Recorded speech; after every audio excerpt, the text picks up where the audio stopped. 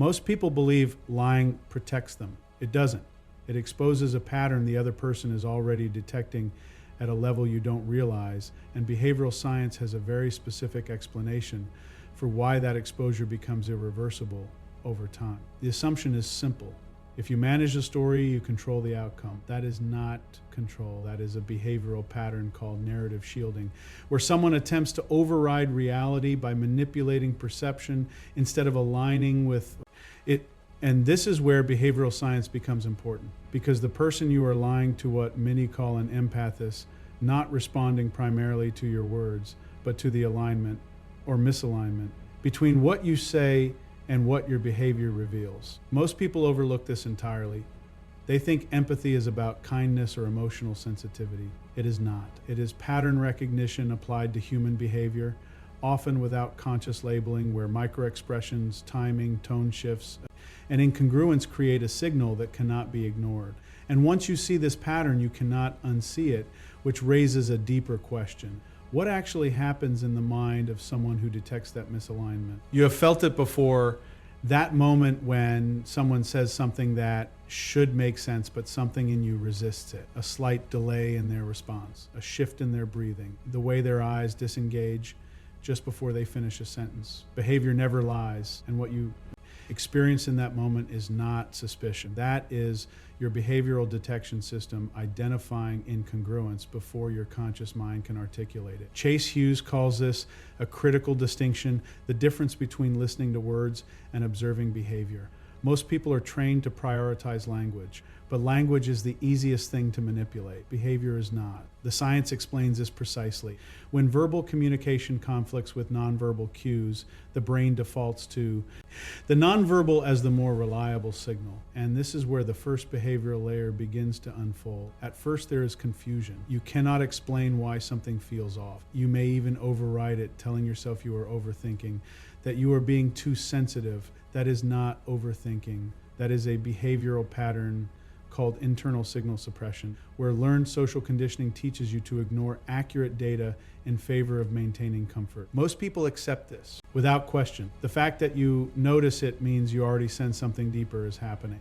And this is where behavioral science becomes important again, because the person who is lying is not just presenting false information. They are creating cognitive dissonance in the observer, two conflicting streams of data, words that suggest one reality and behavior that reveals another. According to behavioral science, this dissonance forces the brain to resolve the conflict, and it always resolves in favor of the behavioral truth. That is why the impact is not immediate confrontation. It is distance, subtle at first, almost unnoticeable. You stop sharing as much, you become more observant, you begin to test consistency without even realizing you are doing it. This is what human behavior actually reveals, not anger, not accusation, but a recalibration of trust that begins the moment inconsistency is detected. Chase Hughes identifies this as the beginning of behavioral profiling. You are no longer taking information at face value. You are mapping patterns, frequency of inconsistencies, situational triggers, emotional responses. Most people overlook this entirely, assuming trust is lost in a single moment. It is not. It is eroded through pattern accumulation, where each inconsistency strengthens the internal model that something is wrong. You have noticed it. The way someone who once felt open now feels measured. The way conversations become slightly more guarded.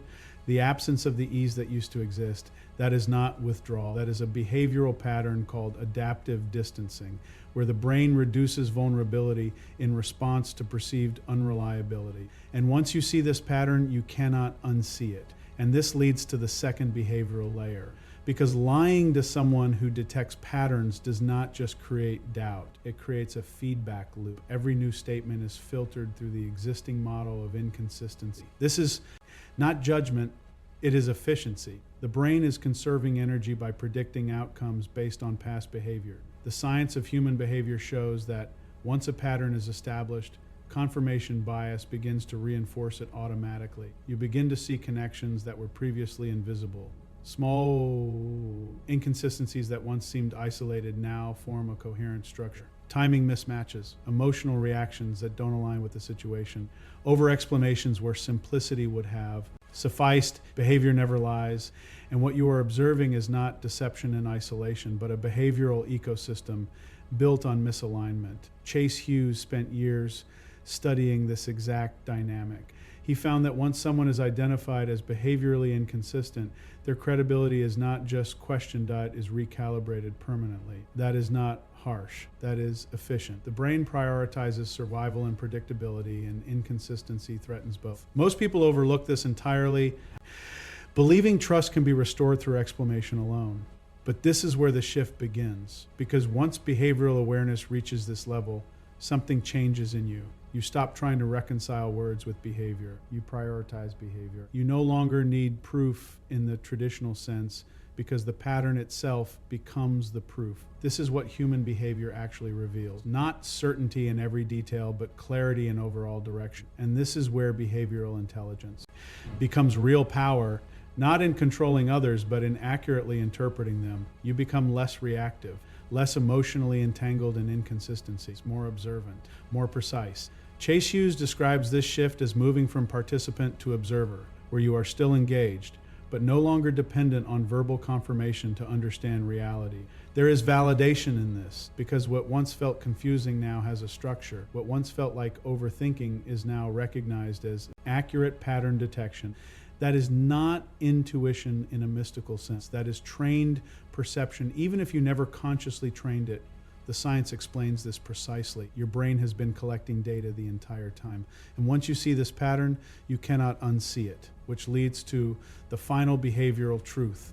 Lying to someone who detects patterns does not just risk being caught. It guarantees a shift in how you are perceived at a fundamental level. Not because they want to see you differently, but because behavior has forced that change. Most people will never understand this. They will continue to believe that managing words is enough. That explanation can repair inconsistency. That trust is a surface level agreement, but behavioral science reveals something else entirely. Trust is a pattern recognition system, and once that system identifies inconsistency, it does not reset easily. You now see what most people miss: the gap between words and behavior, the silent recalibration that happens beneath conscious awareness, the shift that occurs long before any confrontation ever takes place. This is not something you were taught. This is something you observed. And this is the part that changes everything. Because once you understand that behavior never lies, you no longer depend on what people say to determine what is real. You watch, you measure, you recognize.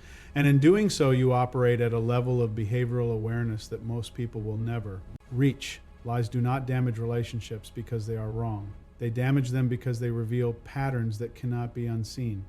And once behavior exposes the truth beneath the words, perception changes permanently. Most people believe the damage of a lie ends once it is exposed. It doesn't. It begins a second process that is far more subtle, where the observer's brain starts reorganizing every past interaction through a new behavioral lens. And this is where the real shift becomes impossible to reverse. Most people believe the next step is confrontation. It isn't. It is selection, where you decide how much access someone has to you based on what their behavior has already demonstrated. And behavioral science explains why this shift feels quiet but irreversible. The assumption is that clarity leads to communication. That is not always true. That is a behavioral pattern called access calibration, where the brain adjusts proximity and openness without requiring verbal resolution. And this is where behavioral science becomes important, because once a pattern of inconsistency is established, your system is no longer seeking answers. It is setting boundaries at a level most people cannot see. You have felt this shift. Conversations become shorter. Your responses become more neutral. You share less detail without making a conscious decision to do so. Behavior never lies. And what you are expressing is not withdrawal in the emotional sense. It is precision in the behavioral sense, where energy is no longer invested, where predictability has been compromised. Chase Hughes calls this a critical distinction: the difference between reacting to a person and adjusting to their pattern. Most people react, they argue, they demand explanations. But behavioral profiling reveals something more effective. When the pattern is clear, reaction becomes unnecessary. And once you see this pattern, you cannot unsee it, which changes how you engage entirely. At first, there is a trace of doubt, a question in the back of your mind about whether you are being too distant, too guarded, too controlled. That is not coldness. That is a behavioral pattern called recalibrated engagement, where your system is aligning output with observed input. The science explains this precisely. You are matching your level of openness to the level of reliability you have measured. Most people overlook this entirely. They interpret your shift as mood, as attitude, as emotional change. It is not. It is data-driven behavior. According to behavioral science, once trust is reduced, the brain automatically reduces vulnerability exposure. Not as punishment, but as protection. And this is where the dynamic begins to diverge in a way that rarely returns to its original state. You have noticed it. The other person becomes more attentive, sometimes more intense, sometimes even more expressive than before. That is not growth. That is a behavioral pattern called compensatory escalation, where increased effort is used to regain lost access. Behavior never lies, and what you are seeing is not consistency returning. It is inconsistency reacting. Chase Hughes identifies this as a revealing phase, because when someone senses a shift in how they are perceived, their behavior often becomes amplified, making underlying patterns even more visible. Timing becomes off. Emotional expressions feel slightly exaggerated. There is an urgency that was not there before. This is what human. Behavior actually reveals when access is no longer guaranteed, and this is where behavioral intelligence becomes real power. Not in controlling the situation, but in no longer being controlled by it. You observe without needing to correct. You engage without needing to resolve.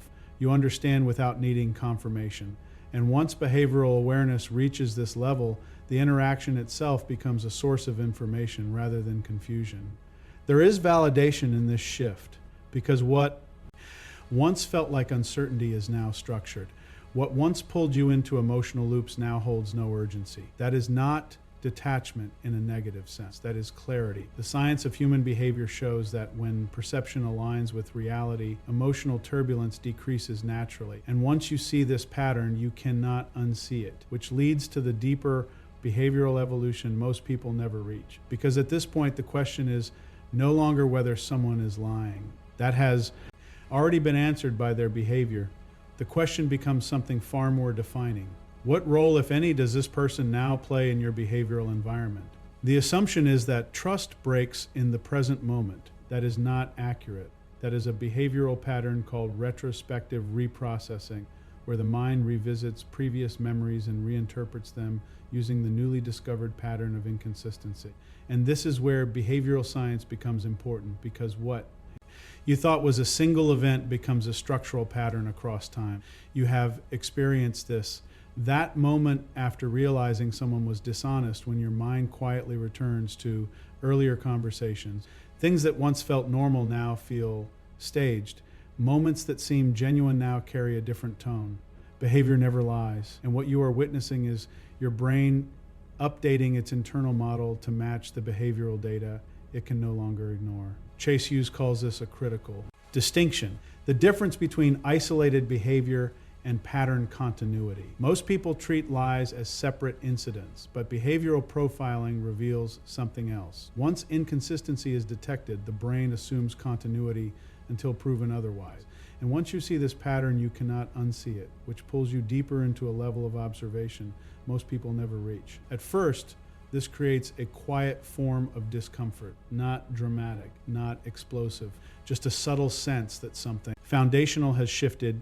You may find yourself replaying conversations without trying, not out of obsession, but out of a need for coherence. That is not overanalyzing. That is a behavioral pattern called cognitive alignment seeking, where the brain attempts to reconcile conflicting data into a stable narrative. And this is where behavioral science becomes important again, because the person who lied is often unaware of what has actually changed. They believe the issue is the lie itself. It is not. It is the loss of behavioral predictability. According to the science of human behavior, predictability is one of the primary drivers of trust. And once that is disrupted, the entire relational structure begins to shift beneath the surface. Most people overlook this entirely. They try to repair the situation with more words, more explanations, more reassurance. That is not repair. That is a behavioral pattern called verbal compensation, where language is used to cover a deficit that exists. At the behavioral level, and behavior never lies, which means the compensation only amplifies the inconsistency instead of resolving it, you have noticed it. The more someone explains, the less convincing it feels. The longer the justification, the more something in you pulls back. That response is not emotional resistance. That is your behavioral detection system recognizing that authentic behavior does not require excessive reinforcement. The science explains this precisely. Truth is, efficient deception is effortful. Chase Hughes identifies this as the escalation phase of behavioral inconsistency, where the individual sensing doubt increases their attempts to control perception, which in turn increases the observable signals of deception. Microtension in the face, slight over control in gestures, timing that feels rehearsed rather than natural. This is what human behavior actually reveals when someone is trying too hard to be believed. And once you see this pattern, something else begins to happen. You stop seeking confirmation. You already have it. The pattern has provided enough data. What replaces it is something quieter, detachment, not as a defense, but as a recalibration. A shift from emotional participation to behavioral observation. And this is where the dynamic changes permanently, because now you are no longer reacting to what is said. You are responding to what is shown. That is not distrust. That is precision. Most people never reach this point because they are still negotiating with words. But once behavioral awareness reaches this level, the negotiation ends. The data is already clear. And this is where the deeper question emerges. If behavior has already revealed the pattern, what happens next is not about discovery. It is about decision, not emotional, not reactive, but behavioral. And the direction of that decision determines everything that follows in ways that most people never fully understand.